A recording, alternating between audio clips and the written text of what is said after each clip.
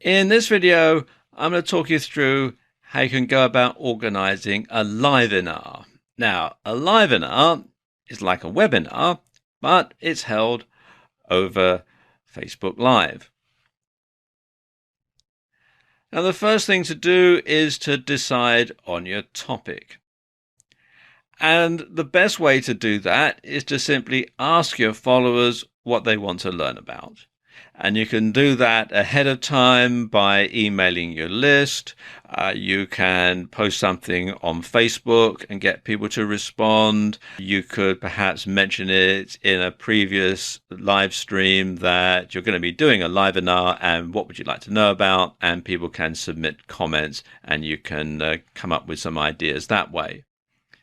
But one thing that you should do is you want to keep the topic niche. You want to keep it nice and narrow, because you don't want to bore your audience. You don't want to drone on for too long. You can talk for up to 90 minutes, but quite frankly, I think you're going to start losing people's attention way before then. So you want to keep the topic niche. And of course, bear in mind that if people have lots of different things that they want to learn about, if your followers have lots of different things they want to learn about, you can do a separate livenar on each one of those, and that gives people a reason to come back and keep following you and keep listening to your live streams or watching your live streams. You also need to pick a time and date that's convenient for your audience. Now, bear in mind, this is going to be going out live and your audience is going to be in different time zones.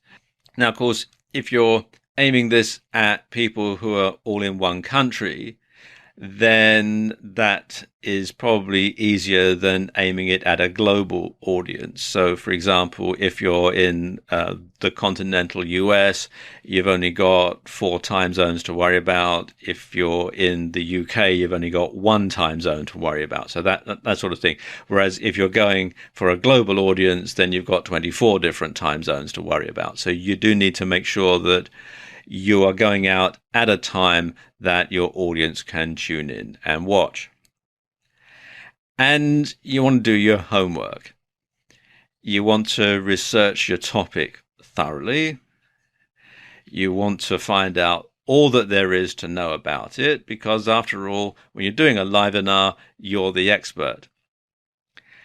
If you're doing a livenar with another person, then you'll have to be in the same place at the same time. It's not like if you're doing a webinar where you can be in separate places and you can talk to each other via the internet, because if you're doing a livenar, it's going to have to be filmed on your smartphone. So you're going to have to be physically in the same place at the same time. So you can go to them, they can come to you, or you can meet them somewhere and do your livenar at a place that's convenient for both of you.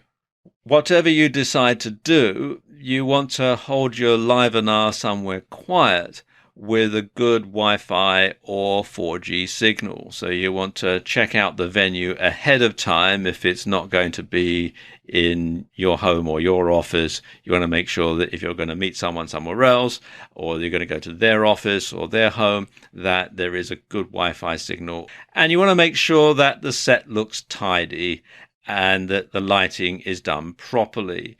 Because bear in mind that people are going to be looking at the set the whole time that you're on camera. So you want to make sure that there's nothing out of place, because you don't want anything to distract from you or your guest and the message that you're putting across.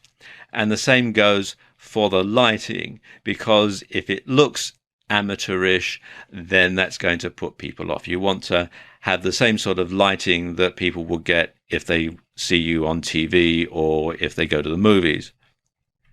And ideally, what you want to aim for is what's known as Rembrandt lighting. And this is the sort of lighting techniques that Rembrandt used in his pictures. And you can see from his self-portrait here that the way that he's painted it is that the light is stronger on one side of his face than on the other. And that's the sort of technique that you want to reproduce in your videos. And something else you want to do is have an agenda to work through. And this will ensure that you move smoothly through the presentation and you don't miss anything out. So you could have note cards or cue cards or just simply a piece of paper with the schedule written through it, the agenda, so that you know that you're going to be covering this topic first and then that topic and then the other topic and that sort of thing. And of course, you want to rehearse, rehearse, rehearse. You want to make sure that your delivery is perfect. You don't want to be hesitating. You don't want a lot of, ums and ahs and that sort of thing, because it just sounds very unprofessional.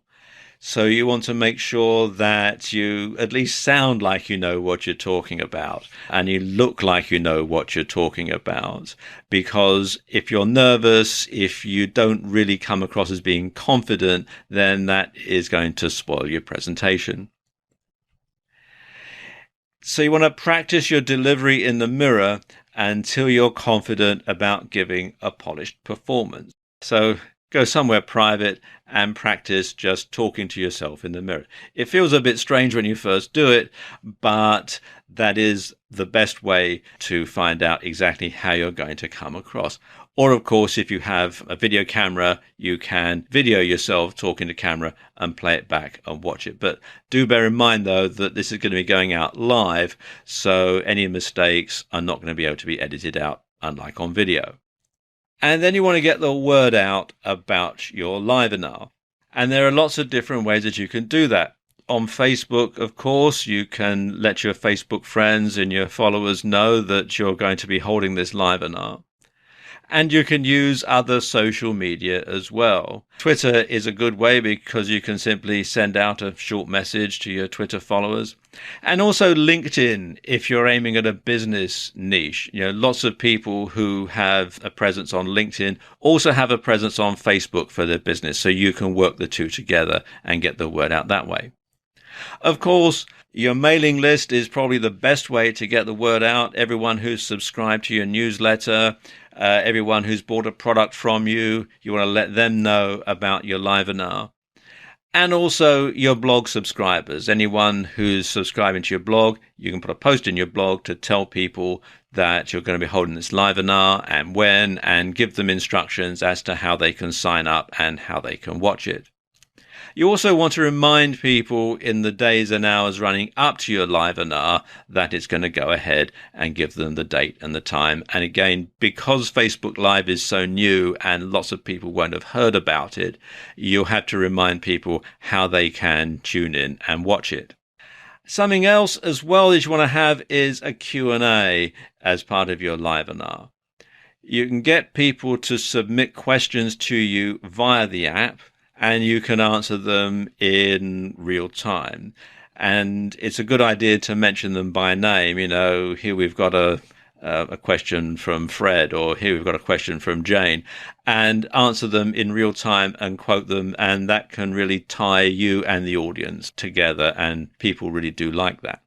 Something else that you can do finally is you can record your livenar, and you can post the video on your Facebook timeline, and you can also post it on YouTube and other video sharing sites. But if you do that, you want to be sure to edit something out, and you want to make sure that people know it's been edited out, because this will give them an incentive to tune in and watch your next livenar live. So you don't give them everything when they tune in and watch your video off of a site like YouTube. So that will encourage people to actually tune in and follow you on Facebook and watch your next livenar. So there you go. You could very well be one of the first people in your niche to hold a livenar, and I wish you every success.